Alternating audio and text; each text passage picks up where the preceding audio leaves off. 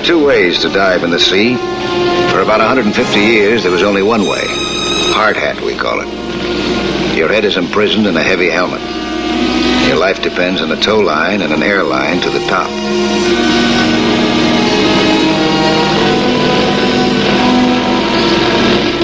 Like the horse-drawn carriage, hard hats have given way to a much better device.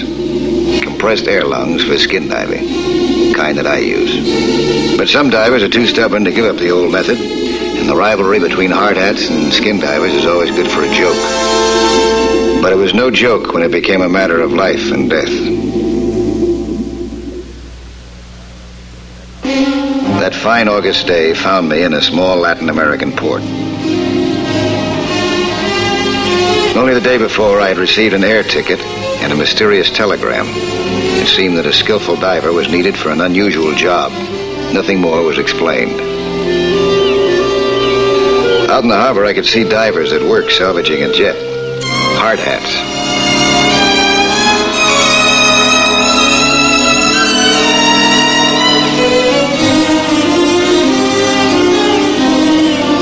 Made me wonder why I was needed here, too.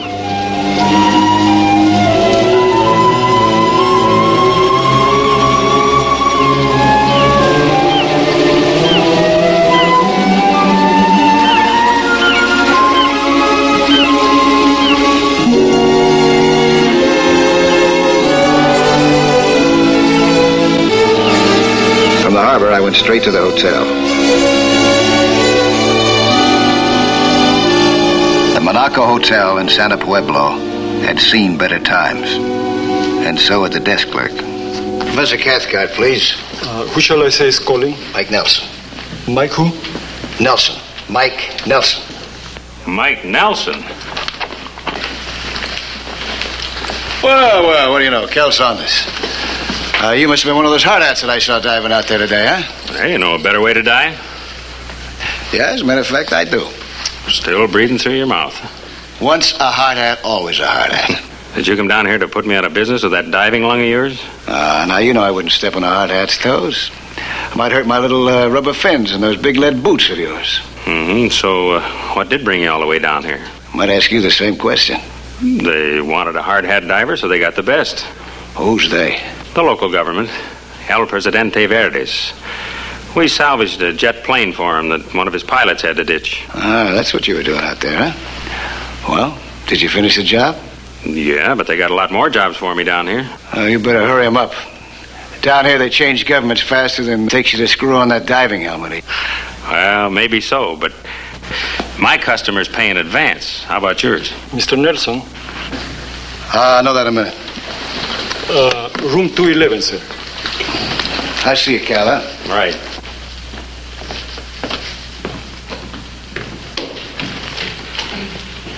I'll bet you one of these you can't tell me who Mr. Nelson went up to see. I do not gamble, sir. Oh, not even for higher stakes? Only when I am sure that I can win. He went to see Professor Cathcart. Well, tell me more. That's all. Professor Roland Cathcart, Smithsonian Institute, Washington, D.C. It's supposed to be lying on the bottom right in this area here. It seems pretty close to shore not to have been noticed before this, don't you think? How reliable is your source of information? Quite reliable. I got it from a local fisherman. I'll have him take us out to the spot. I just don't see how a large object like a submarine could remain down there unnoticed for over 12 years. Well, on the contrary, a submarine is more likely to remain unnoticed than a regular vessel, due to its slick, fish-like shape. After a short while, a crust of algae and such could have camouflaged the hull beyond recognition. Well, how'd your fisherman happen to spot it then? From air bubbles on the surface. Air bubbles? Yes, he took me out there. I saw them myself. After all these years? Well, it's quite possible. Now, when it sunk, some of its compartments remained airtight. Years of slow corrosion could have eaten through the armor plating, starting gradual seepage. For an archaeologist, you seem to be unusually well-versed in seafaring science. Well, research, my boy. Research. You know, since this was completely out of my line, I secured every bit of data and information I could lay my hands on through our local embassy, including your ability. You came well recommended as the most versatile man for the job. Well, thank you, Professor Cathcart, but it seems to me that you want a salvage operator, not a skin diver. Oh, you're not going to salvage a boat. You're going to unlock a door to history. Well, it'll take heavy equipment to dismantle that sub. We leave the scrap iron for someone else. All I'm after are its contents. Now, I'm sure you can handle the equipment it takes to get inside of one of these. Well, I got a drill and a torch. Yeah, I could get inside of it. Mm-hmm. Now, my guess is that for this particular mission, the German top brass utilized something like this long-range 750-tonner. Utilized? Well, it couldn't have been a combat mission. Not in this region. However, its last whereabouts does coincide with some of the confiscated reports of the German Admiralty at the end of World War II. And indicates it to have been a vital and top-secret mission. Oh, wait a minute. You don't mean to tell me that you expect to find Hitler's body in that sub? Well, I can't tell you what you'll find. It may be anything. From important historic documents to the remains of top-ranking Nazi fugitives. Or just a wild goose chase. That's why I sent for you. I can only guarantee your expenses until we see what we'll find below. I've often wondered what that last trump was that Hitler had up his sleeve. Well, is it a deal? The next morning, Professor Cathcart and I set out for the spot with the bubbles. Pedro, the fisherman who found the place, came along as our guide.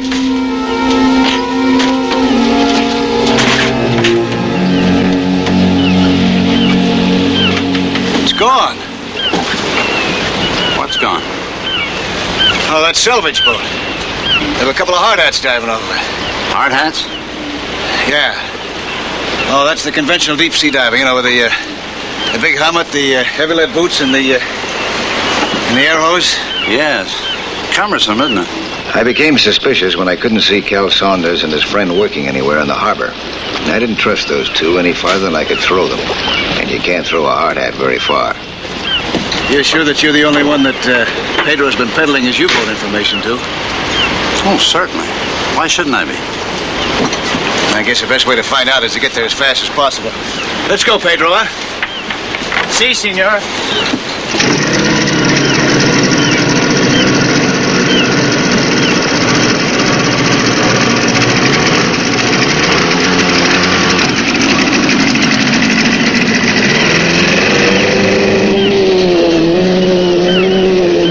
Sea's age-old salvage law of first come, first served, time was of the essence. And, as in the gold-infested hills of the Old West, the sea would only unlock its treasures to those that knew exactly where to look for them. The question was, are you alone in that knowledge? Senor, the bubbles.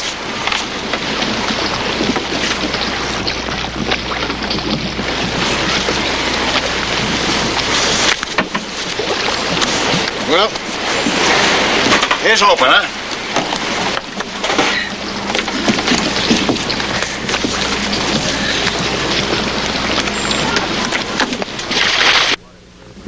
The water was very murky as I swam down, but the bubbles guided me.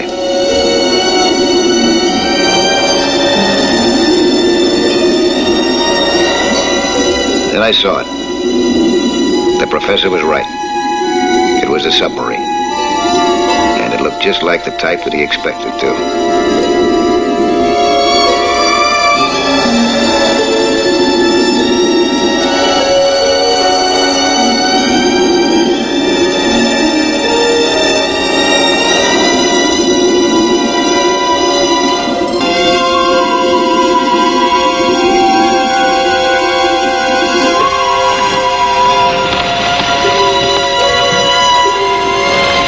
Even its origin fitted the pattern of the professor's speculations.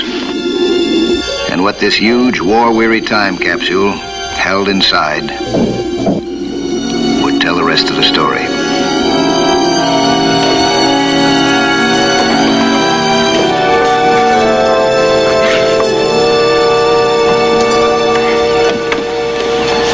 Well? Professor? Nothing? You got yourself a sub. The right one? On the button. What about the bubbles? The air bubbles? Just like you said. Seepage from one of the undamaged compartments. Well, Then we're still in time. We'll soon find out. I'm hoping that the control room under the conning tower may be completely intact and sealed airtight. But I wouldn't dare to try to get inside of it through its outside hatch. Why? There's no telling what kind of gases may have accumulated inside over the years. A sudden release of pressure could cause such a vacuum that it would flood the compartment instantly and destroy everything. Is there a way to get inside the control room with a minimum of damage? Yeah, I'll show you what I got in mind. You got a piece of paper and pencil? See, I want to get into the control room through the adjoining compartment, the one that's causing all the bubbles. Now, that's the sub, supposedly. There's the control room, conning tower. This is the adjoining compartment. It sounds like it's half filled with water due to its seepage. Now, if I can cut into this adjoining compartment, beneath this inside water level, I won't release this air that's still caught up here under the ceiling. Once I get up here in this adjoining compartment where this air is, it'll be a cinch just to cut a dry hole into the control room. That's ingenious. Elementary. Well, we'll see now if it works.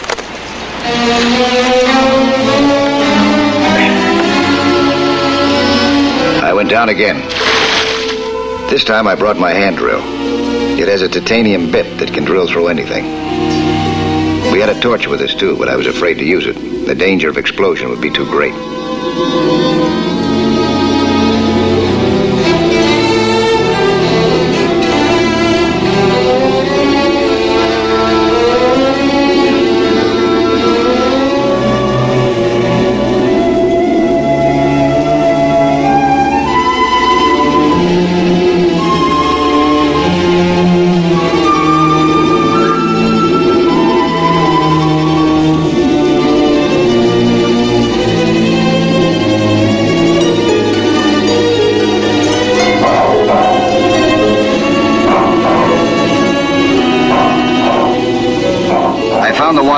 Partly flooded compartment and prepared to cut through below it.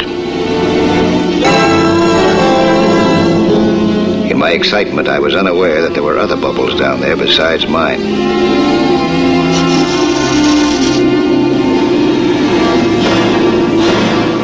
When I looked around, I found myself trapped and realized that my suspicions had been justified. They tried to grab me, but their hard-hat rigs were so awkward that I slipped out. I went up to see what was really going on.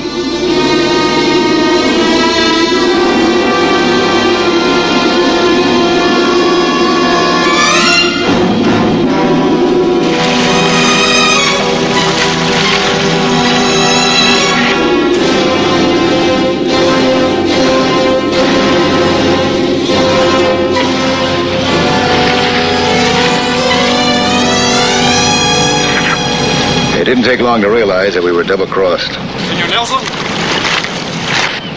you are under arrest.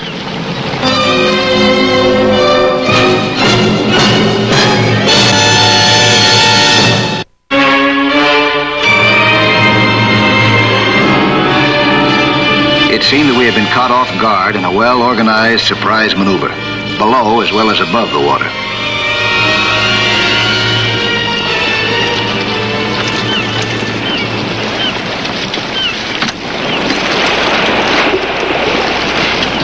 I am Colonel Perez, the military police. You are under arrest by the power invested in me by President Verdes. For what reason am I under arrest? Have you got a permit? I got a passport. Not a passport, a permit. What do I need a permit for? To dive in these waters. To dive? I never heard of such a thing. The sea is free and international territory. Not this close to shore, my friend. You are within our boundaries. How do I get a permit? From the President Verdes himself.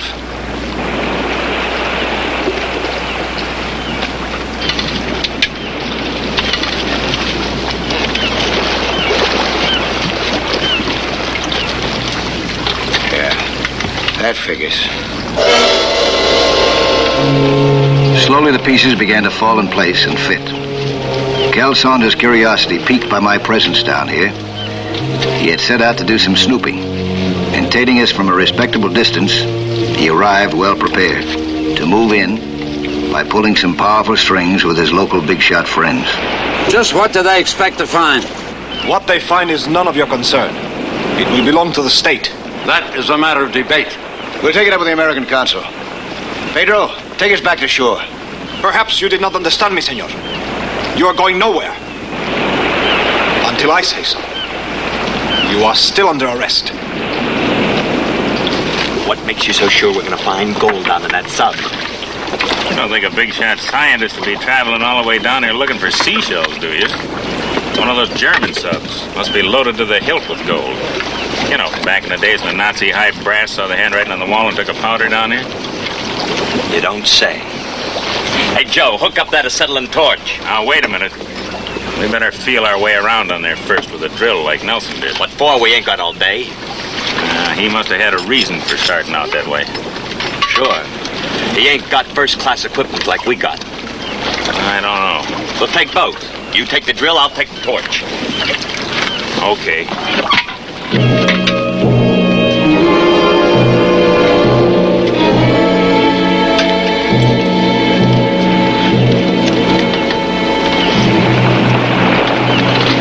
Perhaps if they find nothing of great material value, we can still come to terms with them.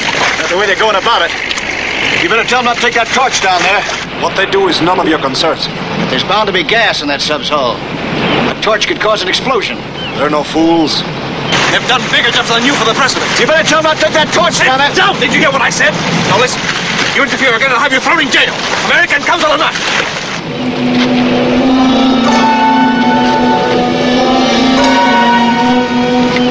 There was nothing to do but let these two pirates take what we'd found.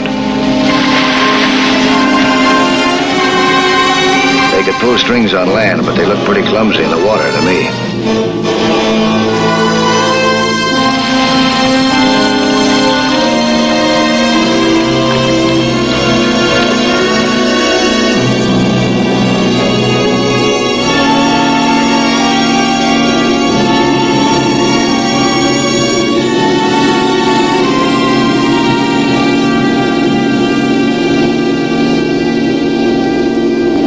Cal mistook my water level mark for a starting point to drill.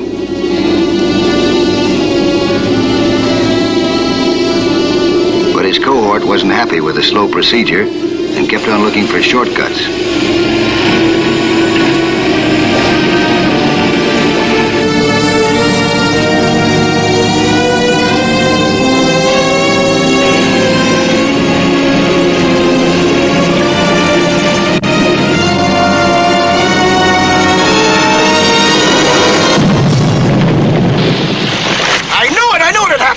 They blew it with a torch! Now, do you mind if I help? Go ahead. Get my weight belt for me, will you? Over there. I keep pulling on his sure to break. Hang on, I got mine coming in right now. All right.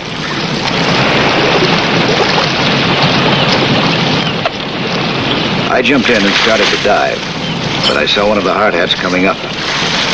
I swam over to find out what had happened.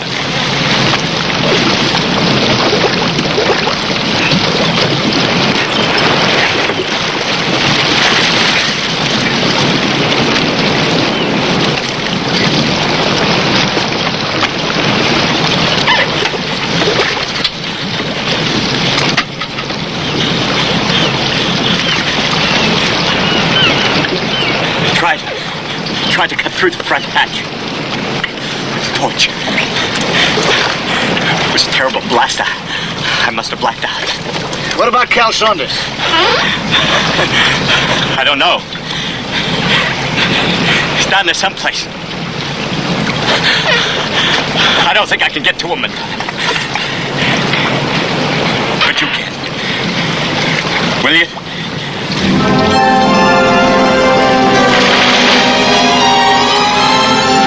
The vacuum had sucked him into the sub. He didn't seem to be injured, but he was stunned and needed help to get out. Thanks to his unbroken air supply, he seemed to be otherwise intact.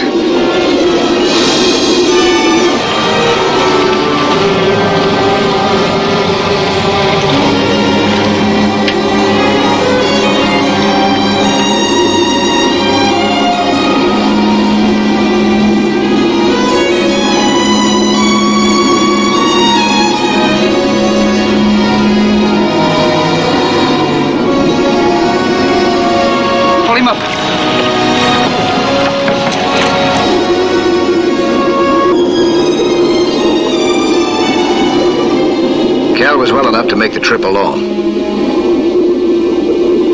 So I figured I'd stay behind and try at least to save the pieces. Maybe some of those last rare pieces of Hitler's Third Reich. This small forward compartment must have served as part of the crew's sleeping quarters and torpedo storage. The torpedoes were gone. This was the hatch that led to what I had hoped to be the hermetically sealed control room, holding in its time-arrested capsule the secrets that Cathcart wished to contribute to history. With this small adjoining section flooded, I could no longer figure on entering a dry control room. Only by letting in the water gradually, I hoped not to disturb the condition of whatever I would find beyond. A small hole drilled into the hatch would act as a slow seepage vent.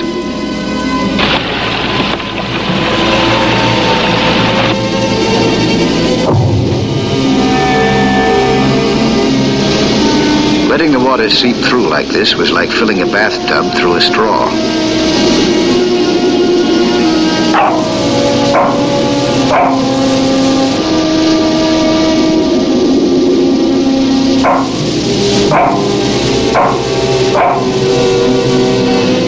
It wouldn't be much longer before I'd run out of oxygen.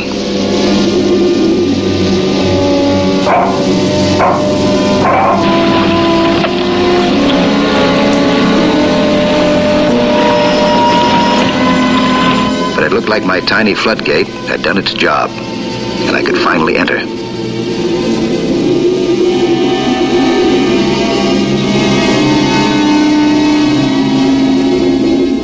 The cabin's airtight seal, combined with the accumulated gases, had acted as a natural preservative in all elements within this compartment. But strangely enough, they were only the hermetically embalmed remains of one single man. He might have been the radio operator or even the commander. If Hitler or any other dignitaries had once been their passengers, they were no longer to be found. And with them might have gone whatever material things they had required, such as gold. But since only closely guarded secrets make history, I guessed this to be their natural hiding place. Documents have ink and water can dilute it. A safely kept secret must be a dry secret, as it would be in this locked box. I opened the cabinet to disconnect the safe from it.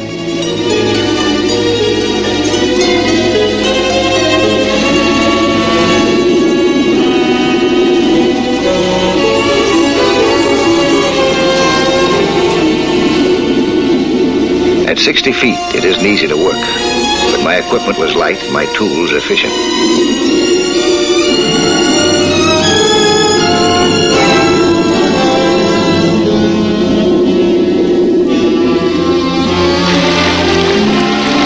The bubbles, they have stopped for 10 minutes.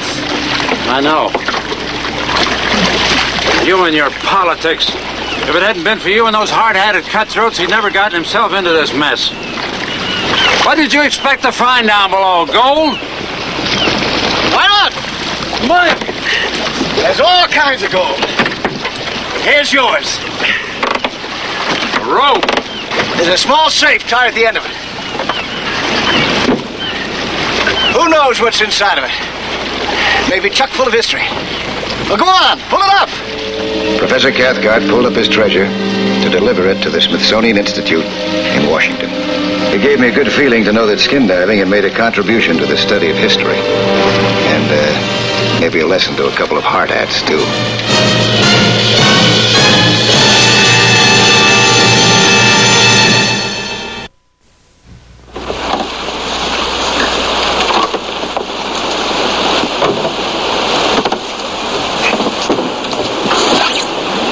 I'll be back next week at this same time with another sea hunt story. Plan to be with us again, huh?